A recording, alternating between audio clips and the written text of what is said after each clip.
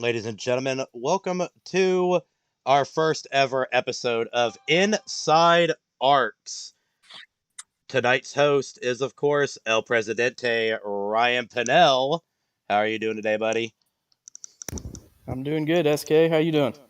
Oh, I cannot wait to get this show started. And everybody knows him as Seth Dub 9 on the Xbox side, but Seth Wansing is also in for tonight to help us host this session of Inside Arcs. How's it going, SK? Oh, I cannot wait. It's going to be super exciting. We've got a lot of stuff planned out here for us tonight. We're going to be covering a lot of stuff happening here inside of what goes on in the Alliance Racing Championship Series. So stay tuned, folks. We're going to have a fun and exciting show. As the first thing up, we're going to cover results. Starting off on results, I'm going to cover Saturday Night Showdown, sponsored by Seth's father, of course, Midwest Barbecue. Cody Meadows came in with a bang, first ever race, winning at, let's see, where were we last night? Or where were we? We were Chicagoland. Ryan Billy comes in second. Jeremy Brialt, the man who doesn't ever stop losing, comes in third. Ryan, I want to pass it over to you as we're going to talk over about A Squared. Yeah, it was a pretty good race. Tommy got him another win, so he moved up in the ARCS Hall of Fame. It was a good win for Tommy. Lurkin actually made the race this year. Didn't sleep through the Kansas race, so shout out to Lurkin for making it. And the 12 car still struggling with lag, so I am just hanging on by a thread, trying to get this season over with and move to iRacing where I do a little bit better. I have some blinking here and there, but a lot better than the old NASCAR Heat server. So yeah, it was a good race.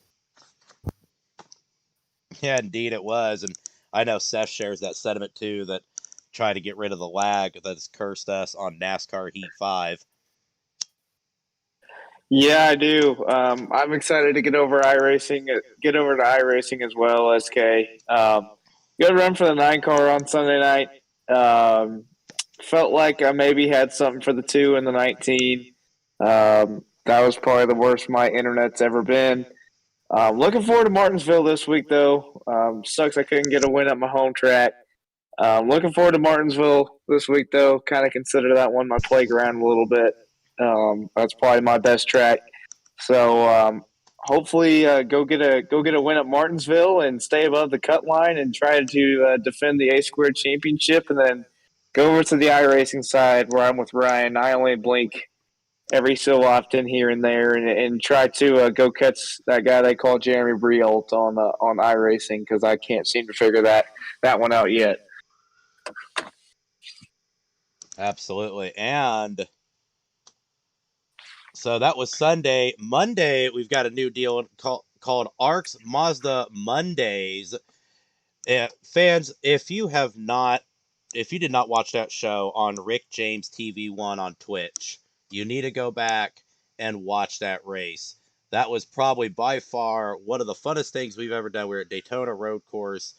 Jeremy Brial, of course, takes the win. Cody Pennell in second. And our good buddy Try comes in third for that race. So we go to Bristol next week. That was super exciting. And then, of course, Yeah, that was actually the most fun I've had. I felt like I was actually fast for just a little bit. I was up there battling with Jeremy and Cody for the lead right before pit stops, and then unfortunately, cold tires got the better of me, and I spun it out 2 or 3 times. So I let my true talent show. But man, I had a blast racing with Jeremy and Cody, and hopefully Bristol will be the same. So it's a lot of fun. If y'all did not watch, definitely watch the race that we had Monday, and then Bristol this upcoming Monday night. It's going to be fun. It's going to be a lot of cars. I think we had 18 for our first race, and there were still several that did not show up for the first race. So you're looking at probably 20, 25 cars for Bristol, and it's going to be a blast.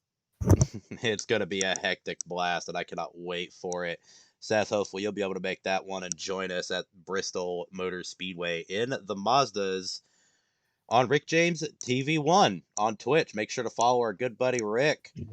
On to ARCS 2, the Xfinity from Martinsville. Glickson takes the win.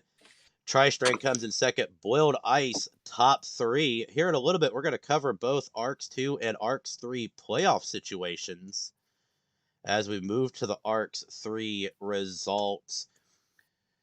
Tenacious Z needed to win that race to get himself back into the playoffs, but came up short to TGM Beast. Boiled Ice takes third, which definitely puts a big number on the playoffs, which we're going to talk about next in crunching the numbers. Ryan, we're first going to start off with our A squared points. You know, you guys got one more race left.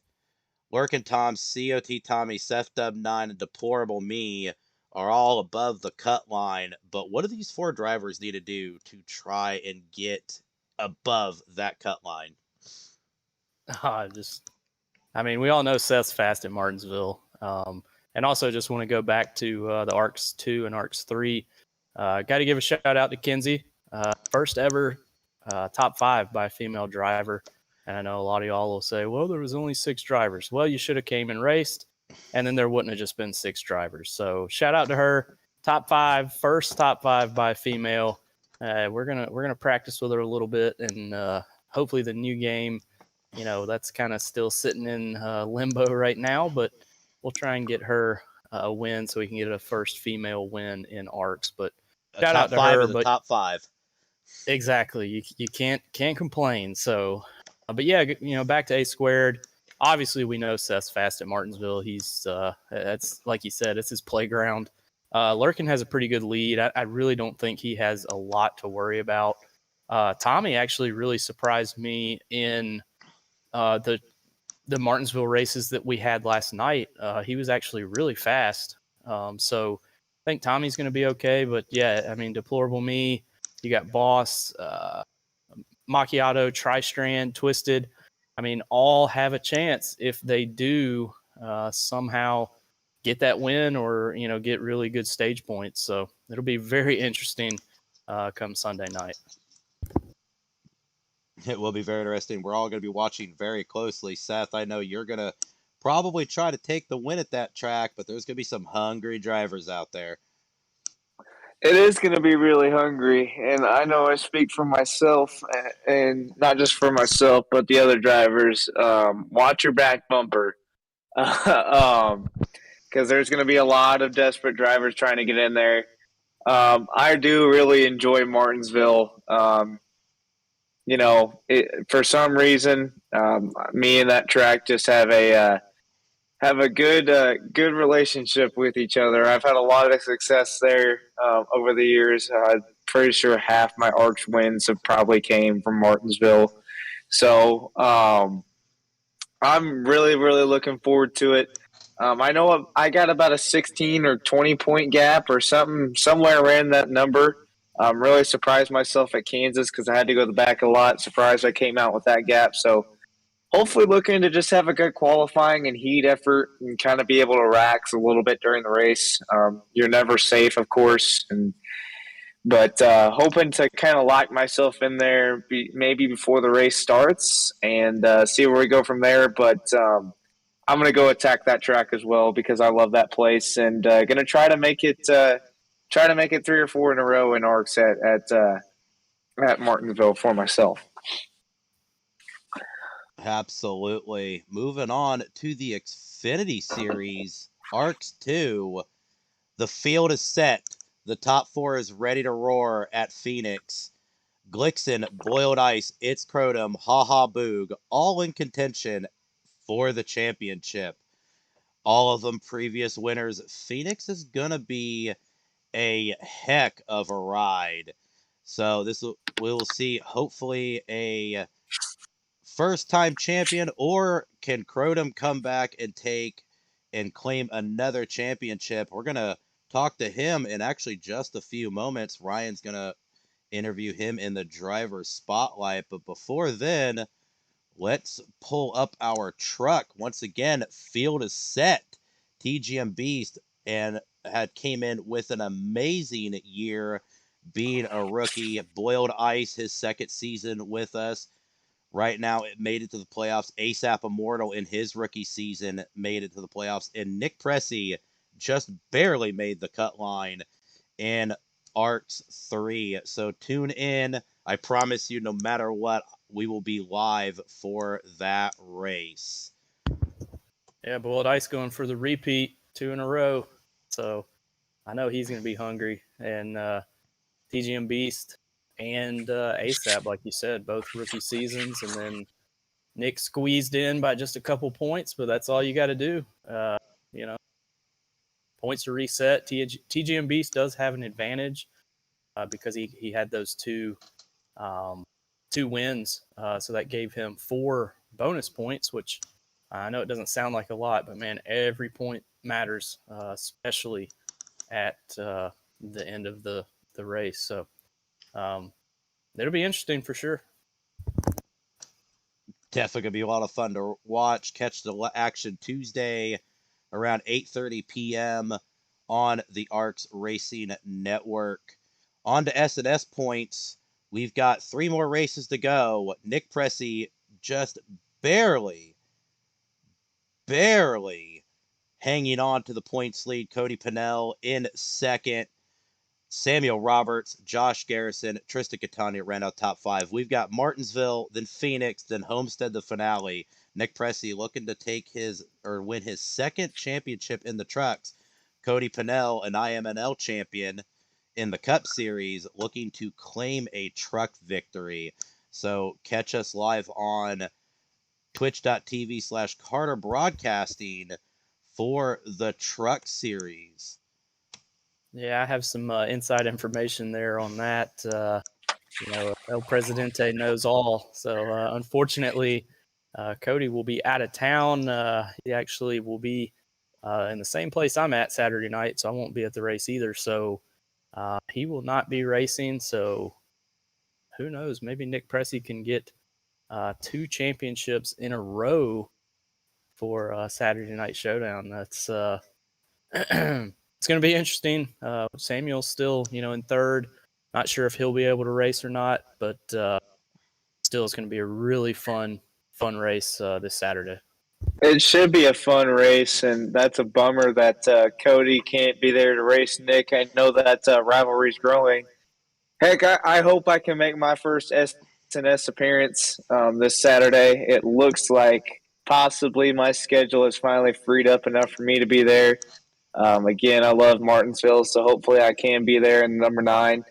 And also just sponsoring it. Can't wait to send some goodies and to the Champions Way. And man, if he wins S&S, he could get some goodies, and Nick might be able to enjoy a couple Kool-Aids again. All right. Well, now moving on to our first segment of the day that doesn't do anything with results or points. Ryan Pennell, you are going to be with It's Crotum for the driver spotlight. Yes, Crotum, you got a copy there, buddy? I do. Sweet. Man, you've been taking some time off. I know you've been busy with school and everything, but you came back and you actually still have a shot at the Xfinity title. I gotta know, are you gonna be there Tuesday? You gonna try and win that thing? Oh yeah, I'm gonna show up now that I know I made it. I didn't think I would make it because I've been out so much, and I thought somebody would take that spot. But me coming back that 1 or 2 races at like Charlotte Roval and one of the other races, it locked me in because nobody else was showing up. So I guess I have to show up, try to win it. So TGMBs can't come in there and win a Xfinity race. Exactly. You can't make it easy for him. You got to give him at least a little bit of a fight. So, well, that'll be exciting. There. So that'll be exciting. I'll be there with you. I'll be lagging. I'll be in the back, but I'll still be there. So I Yeah, got I it's got to gonna be fun. I got to ask you real quick. I know that you've gotten the new game. I've also gotten the new game. Obviously, there's some stuff that needs to be worked out, but just kind of give us your review of what you think about it early on, and what you think it could be if they fix some of these issues. It could be a great game. Definitely better than Heat. It's weird though, because like I'm used to I know I am so used to the way you drive on Heat because it's different because they feel a lot different. Like road courses, for example. I'd say I'm probably one of the best road course racers on Heat, and I come into NASCAR 21 and I can't even make turn one. So it's like the brakes are very different, physics really make a part of it. But if they fix most of the bugs, add a mirror, make private lobbies, they can do a lot with this game. Yeah, I agree. I actually ran Daytona Road Course right before the podcast, and dude, I spent 24 hours running the Daytona Road Course with the endurance race. I thought I knew how to drive that track until I got in that race car, and very quickly realized I did not know how to race it. So hopefully you're having better luck than I am on the road courses. I'm not. I'm wrecking every turn. Well, that makes me feel better then. Makes me feel a lot better. So, well, hopefully we will see you Tuesday night, and maybe you can give TGM Beast a run for his money and gather up your second Xfinity championship. I hope so. All right. Thank you for coming on the podcast, and hopefully we'll talk to you later. All right. Thank you.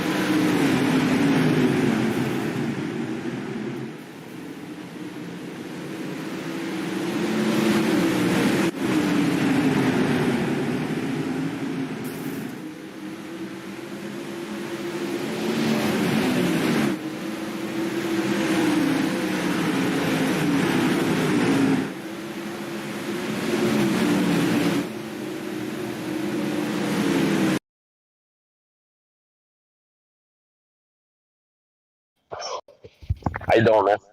That was our race day rewind. That was, of course, our last ARCS Extreme race at Eldora, where Daniel Roberts went on to take the win and Trey Kirk went on to lock down a championship. Check everything out on racearcs.com for all the ARCS Extreme events.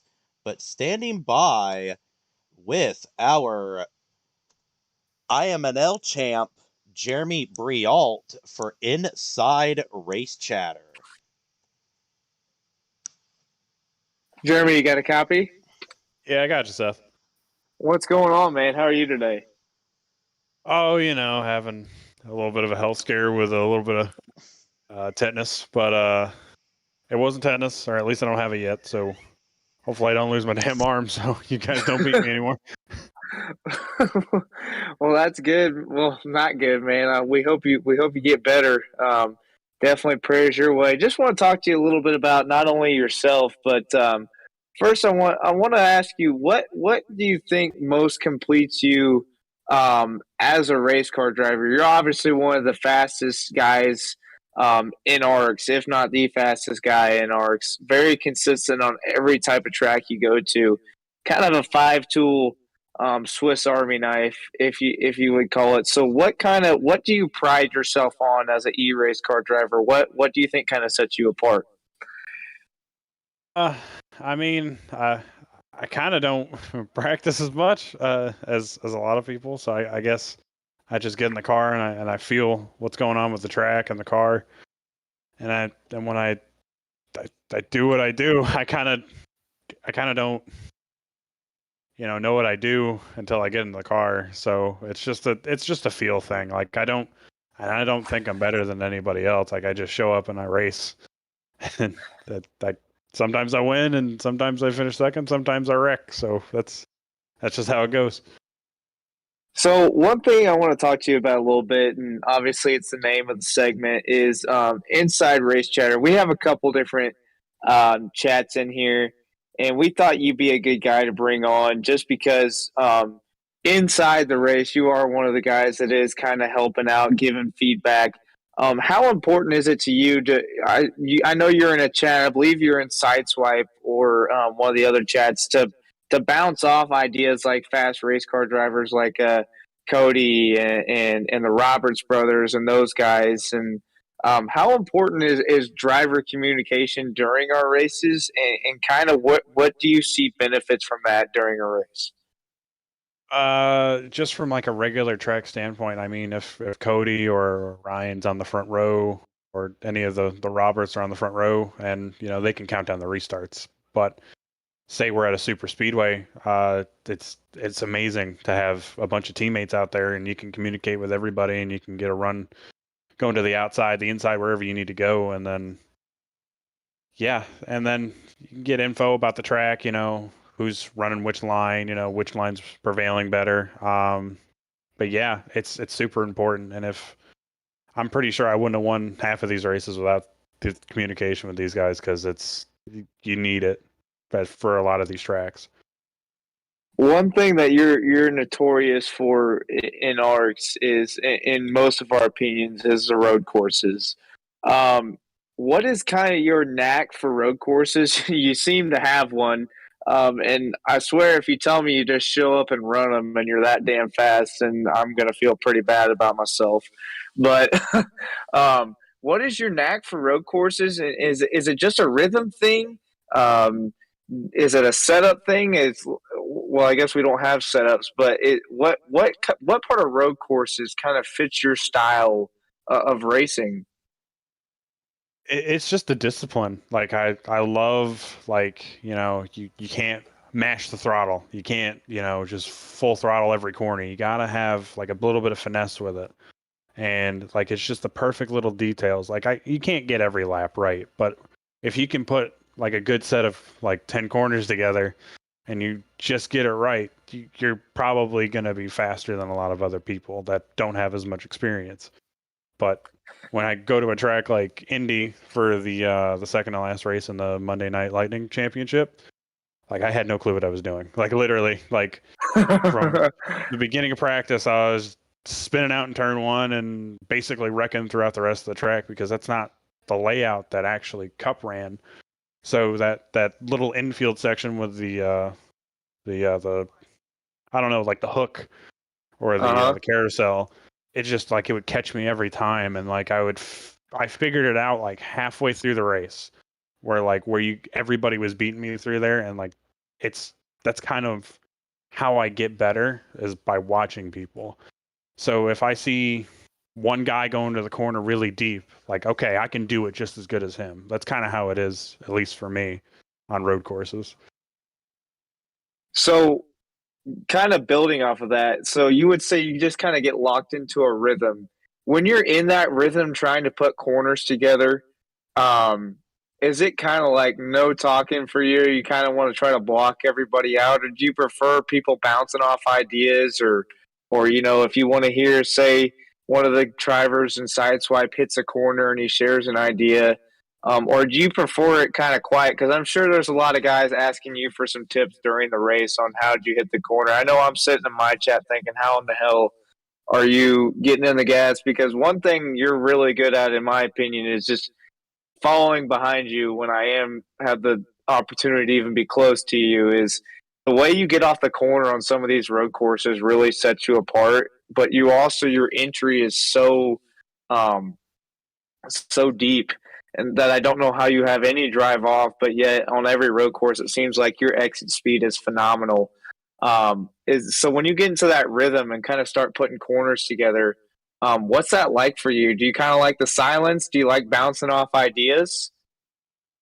Yeah, it gets silent at that point. Like I'm not talking. Like everybody's like saying something, but like I just block it out. It's like once I'm in the groove, and like we're in like a 5 or 10 lap run on a road course, like I forget everybody's in there, and I'm just everything's flowing like an orchestra. Like the way my feet move with the pedals, my hand moves with the steering wheel and the shifter.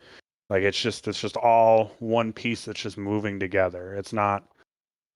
I can't like if I overthink it, like I'll probably blow every corner and wreck every corner. But like once I see the track and like I see everything in front of me and I hear the engine, like I know what I need to do and I just focus on the road ahead.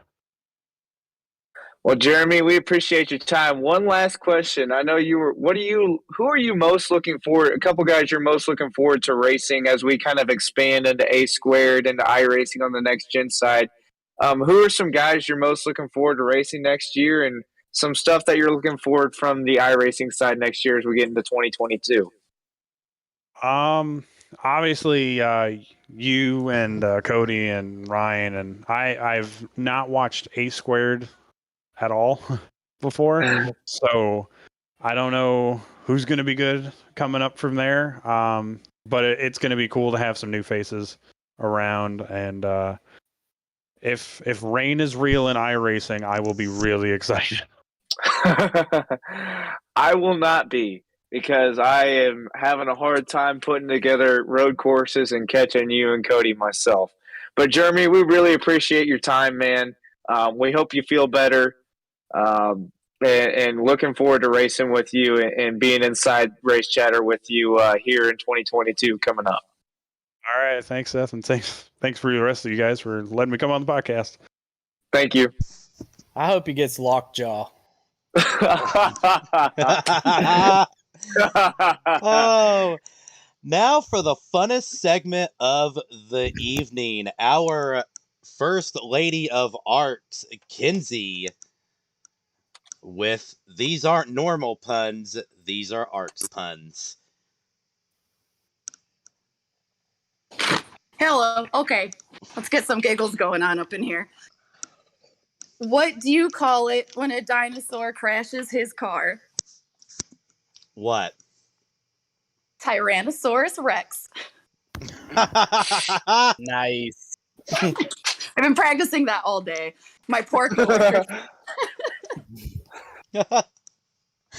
Oh, that was great. Glad you enjoyed. Now you got to get ready for next week. Yep. Back to Googling. That was the perfect automotive pun and racing pun we could have ever asked for our first ever show. I cannot wait to hear more, Kinsey. That is gonna be awesome. Congrats on your top 5, Kinsey. How's it feel? Sorry to interrupt, SK. I just want to. How does it feel to be get a top 5 and kind of put a good run together? A very difficult track, by the way. I feel great. I woke up happy today. I was like, I cannot believe that happened, I guess, because all the time I'm just like, hey, top 10 is what I'm shooting for, you know? So top 5 was it's kind of like a shocker. But it's nice waking up in the morning having a good run on ours, because sometimes, especially the guys, just like in Inside Race Chatter, the guys will kind of let you hear it if you have a bad run. Everybody will kind of give each other crap. So it's nice to have a good run, ain't it? oh yeah, for sure. And I appreciate everyone's help too, because I'm so scared to hit people all the time. So I kind of was like trying to pull off to the side and not let anyone hit me. And then they're like, just get out there, just keep driving, stop pulling off, And I'm like, all right, I'll do that. And then look, I got top 5. So Yeah, short track racing. Well, congrats. Some people Thank you. don't even. Some people just love hitting other people. I mean, just ask Macchiato. Oh. That guy. Whoa, man, he's like. Cannonball! Anyway, we won't get into that. We'll move to the next section because I'm excited as hell to talk about this next section. Even though I unfortunately won't be able to race in it. I'm going to the mountains with my dad and Cody and Tracy. So the whole Pennell clan, Daniel, I think, might even come up there for a day. So we're going to have us a little family reunion up in the mountains. But, man, this is going to be one hell of a race, and it's going to be spooky. Yeah, it's definitely going to be a lot of fun. And actually, in with us, Lurkin, you are here to talk about the Lady in Black, or the Curse of the Lady in Black. Yes. We have an event, a Halloween Halloween themed, the October. Very spooky. We're going to Darlington for 310 miles. A little bit of fog. Racing for prize money with all the ARCs guys in these ARCA cars. So we'll post all those paint schemes, and we'll have people vote on it, which and then someone will win that competition. So that's gonna start at 8:00 tomorrow night. SK, can I shoot him a couple questions real quick? Kind of ask him about some stuff. Absolutely. So, Lurkin, just a couple questions here. First off, why the ARCA cars? What particular do you like about those cars? Probably with the track pairing. It's a great pairing, by the way. Very challenging. But what kind of drew you to be like? We all know you love Darlington. For the folks at home, you are listening to the master of Darlington, by the way, Lurkin Tom. But what kind of drew you to run the ARCA cars here? I really, I think a lot of people agree. We kind of like the mid 2000s NASCAR. So, I mean, that was a very popular time in racing. And these ARCA cars, they look very similar to those cars. So once TNT ended and we had free time on these Thursdays, I decided I want to do a special event. And I really like those cars. Darlington is a scary track. It's very spooky. I was just feeling like it was going to be a fun event to put on for the guys and give guys a chance to win some money, that's fun, getting something. There's no buy-in.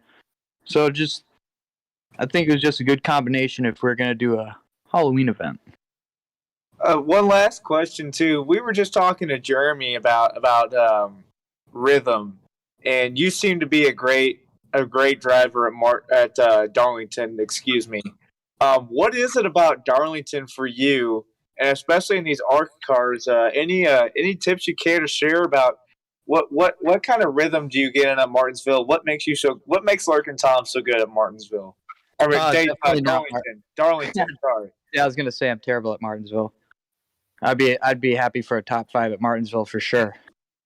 What makes you so good at Darlington? Darlington, I'm not as good on iRacing as I was on Heat. So that's one thing. It's really difficult. I mean, that is the reputation of that track. It's true. It's true. You've seen it time and time again. Just getting a rhythm, you got to save your tires. If you're not saving your tires, you're going to end up in the wall. And once you start getting damaged, it's not going to work out. So you really got to focus, and silence definitely helps. Like Jeremy was talking about, that flow. Just hitting your marks, getting your rhythm.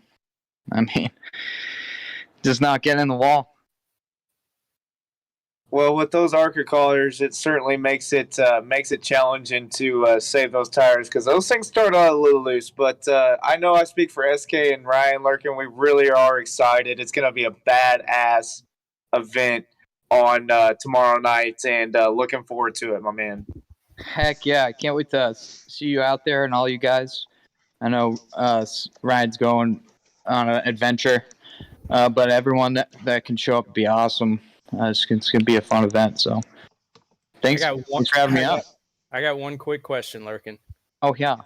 Can my paint scheme still be entered to be the spookiest, even though I'm not racing? Yeah. Heck yeah. Y'all heard it here. Vote. Go vote for El Presidente's Spooky Reese's Pumpkin number 12 scheme. And we will have those up by tomorrow. Are we going to do them after the race? I thought we were going to do it after the race, capture all the images. I think we want to do it. I think before the race would be okay. Good. Yeah, we'll start the stream early. Moving on to our next segment, I'll be talking with Nick Cressy in Shop Talk. Nick, you got me there, buddy? Yes, I do. How are you doing, SK? Doing good. So I had you pick 3 cars that we're sitting here in the garage taking a look at these bad boys. And the first thing when I look at these, I see the 87, the IndyCar, and the truck. 3 completely different driving vehicles.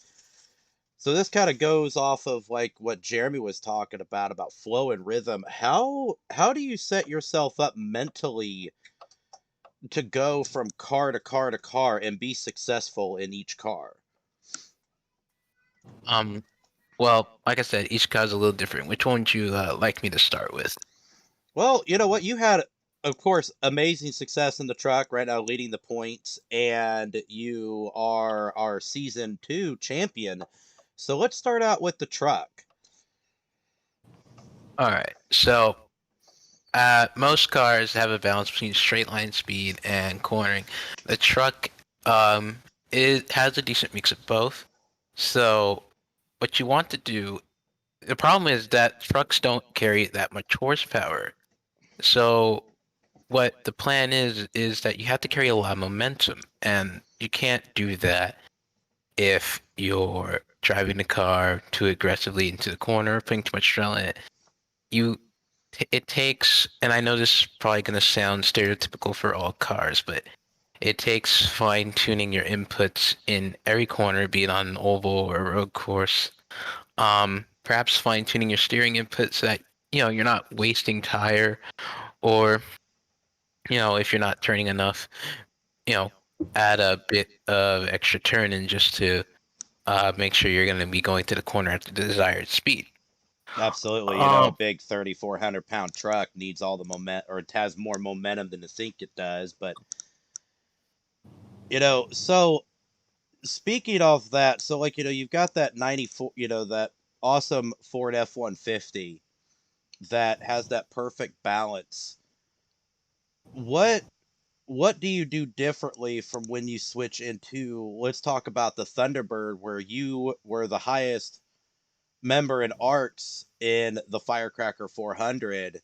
Unfortunately didn't qualify for the main event, but you had great success in that car. What do you got to do? What do you got to tell yourself in your head mentally, jumping in from a truck that handles quite well modern technology to honestly a bathtub on wheels? Well, I will say this, the 87, in a way, it does complement my driving style with the very high speed it produces. And in contrast, it's very heavy handling, it's hard, and it's difficulty of steering. I tend to enjoy that because it gives me the vibe that other people are going to be struggling like me, and it requires some patience. It's not a car which you can so easily be aggressive. Though that opportunity is still there, it's much more convenient to capitalize on the mistakes of others. And in a car like this is actually perfect for that. Especially at tracks like Daytona and Talladega, where, like you said, at Daytona, I was in the Firecracker 400 field. It's a lot of waiting for opportunities and then knowing how to pounce on them. Absolutely. And then, so we've talked about two very heavy cars with good amounts of horsepower. The 87s, they were almost 850 horsepower. Then, the trucks, definitely a lot less. But then, we've got this IR18 here, sitting here, the Indy car, which weighs almost 2,000 pounds less than that truck and produces almost the same amount of horsepower as that 87 sitting there. I mean, you're virtually jumping from a bathtub into a spaceship, and we've seen you have a lot of success in the IndyCar realm, especially at Indianapolis. What goes into your mindset knowing that you have to be very finesse, like driving, almost like cat-like reflexes, to this ground pounding, glued to the racetrack aero spaceship, basically?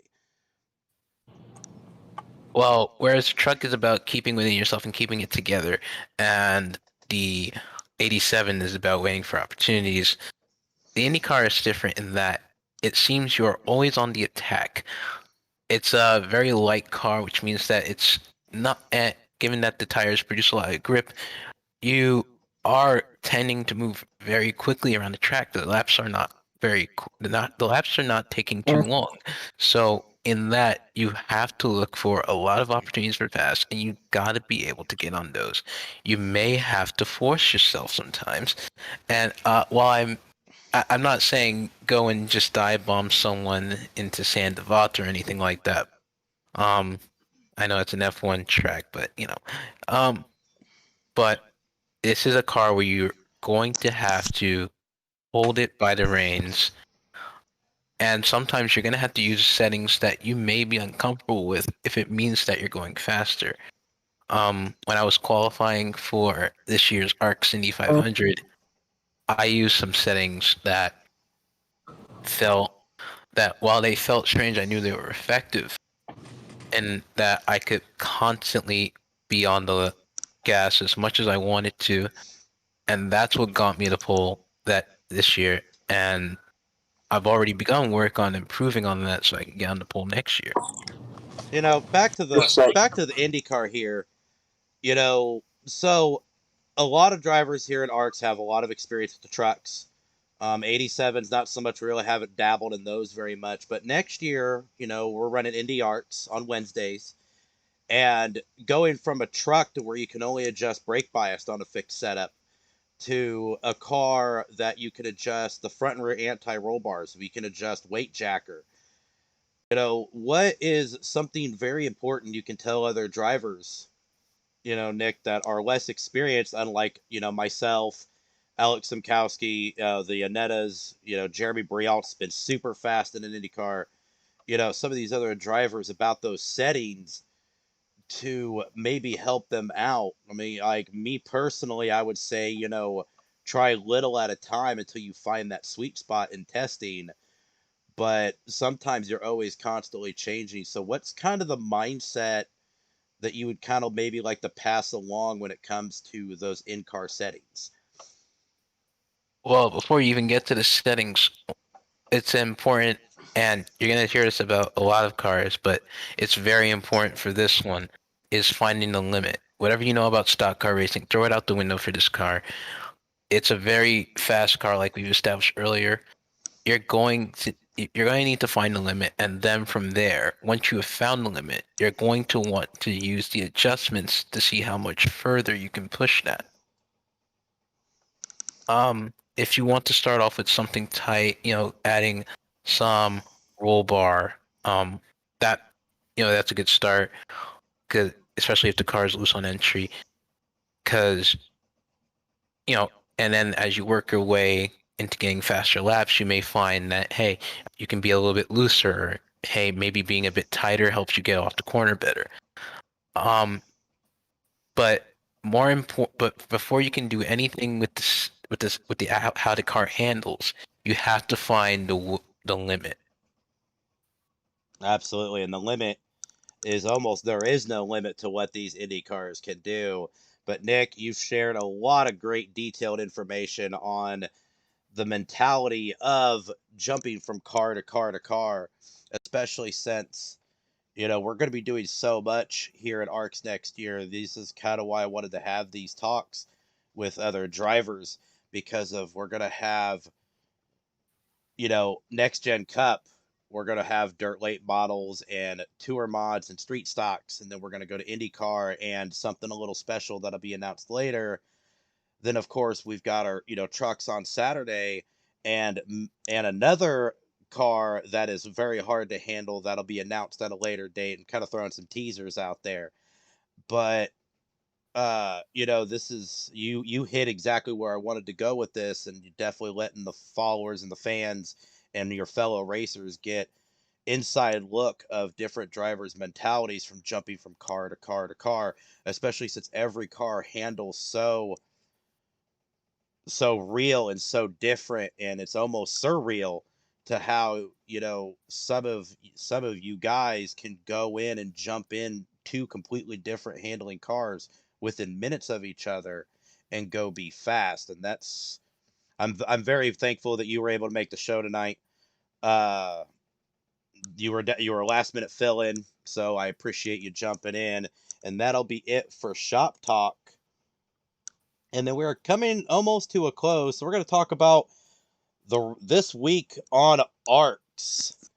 So, of course, starting off on Thursday, we're going to have our Lady in Black. Catch that live action starting at 8 p.m. on twitch.tv/Carter Broadcasting. The Midwest Saturday Night Showdown on Saturday, live action at 10:15 Eastern on twitch.tv/Carter Broadcasting. And of course, Seth and Ryan are looking very much forward to Sunday and of course, I put Thursdays, Sunday and Tuesdays. This was from an old slide, but ignore the Thursdays, but Tuesdays, live action around 8:30. We've got A Squared, ARCs 2, and ARCs 3. ARCs 3, we will be crowning a champion this week. Speak for yourself. I'm not excited at all about Sunday. Seth, I know You're not excited. excited. You're not excited, Ryan? I would rather wear one wet sock and a wet shoe than race at Martinsville there, buddy. Ooh. Man, I'm just excited. I'm excited for Sunday. I know I've already stated it a couple times. Richie's going to be there, and I know he's excited. I know Tommy, COT Tommy, he always – I heard he's been pretty quick at Martinsville this week, and he always says he's not going to run up front. Somehow that magician ends up at front anyway. And Larkin Tom's always sitting around there, and always no boss and Twisted, and the guys on the cutoff are going to be there too, and Try's always sneaky fast. So it should be a really, really good A Squared race. It's elimination racing at a short track, so can't get much better than that. So everybody should tune in. I can hear Boss screaming now. Oh no! Oh no! And then speaking of oh no, there's probably going to be a lot worse said on Monday night on twitch.tv/RickJamesTV1. ARCs Mazda Monday, we are going to tackle the last great Coliseum, Bristol. So tune in, check it out. It is going to be a lot of fun. That is going to conclude our first ever Inside ARCs podcast. Next show, new series announcements. We're going to crown ARCs 2 and 3 champions, more drivers of ARCs, and much, much more, including a special announcement about the Jingle Jam. So definitely keep on your toes because of what Ryan and Vols fan are going to talk about on the Jingle Jam. Is this going to blow your minds? Yeah, I'm excited for it. It's gonna be something that everybody needs to tune in for sure. I started the Jingle Jam kind of as just trying to just put together something that could bring together several different leagues and several people in the community, and of course do it for Toys for Tots. So half of the entry will go to the winners, and then the other half will be donated to Toys for Tots right around Christmas time. So really, really good, cause behind it. And man, it has just taken off. I mean, we're constantly getting new drivers on a daily basis. So, if you're listening and you have a buddy or a friend that has iRacing and wants to come race with us, definitely give myself or SKD a shout out, or go to racearcs.com. I don't feel like I give that website enough credit. SK and Rick and a lot of our admins did a really good job putting that website together, and it's man. I mean, I'm not going to ramble too much here, but I never in a million years thought that when I was just talking to a bunch of random ass people on my Xbox during COVID, that it would turn into what we have turned ARCs into. So I am very, very proud to be a part of it, proud to be one of the owners and El Presidente, as everyone in the Discord calls me.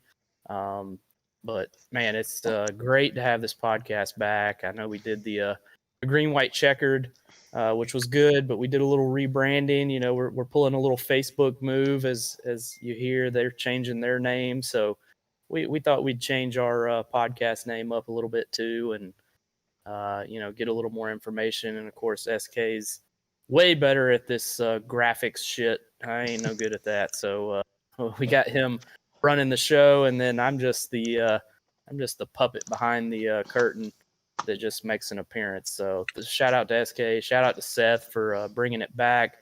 And man, we have so many great members of ARCS, and so much coming up in 2022. I wish it was already 2022, but like me and Tommy were talking, I'm going to take me a 2-month break once these races stop. And I'm going to enjoy some turkey on Thanksgiving and some, Christmas ham come Christmas time. And then we'll fire back up in 2022, and we'll put on some damn good races. Yeah, we will. And Seth, I can't thank you enough for kind of hammering this into my head, going, we need to bring this podcast back. We need to bring this podcast back. And me, you, Tri-Strand, I think Nick was involved in the conversation a little bit. We had Tommy Withers in. We had a lot of great members. We just kind of went, you know what? Let's do this. Let's create a new podcast. And this was our first show. We got to work out a little bit of kinks, but this has been a lot of fun. I'm super excited for Wednesdays from here on out. Yeah, I'm super excited too, man. I want to thank Ryan again.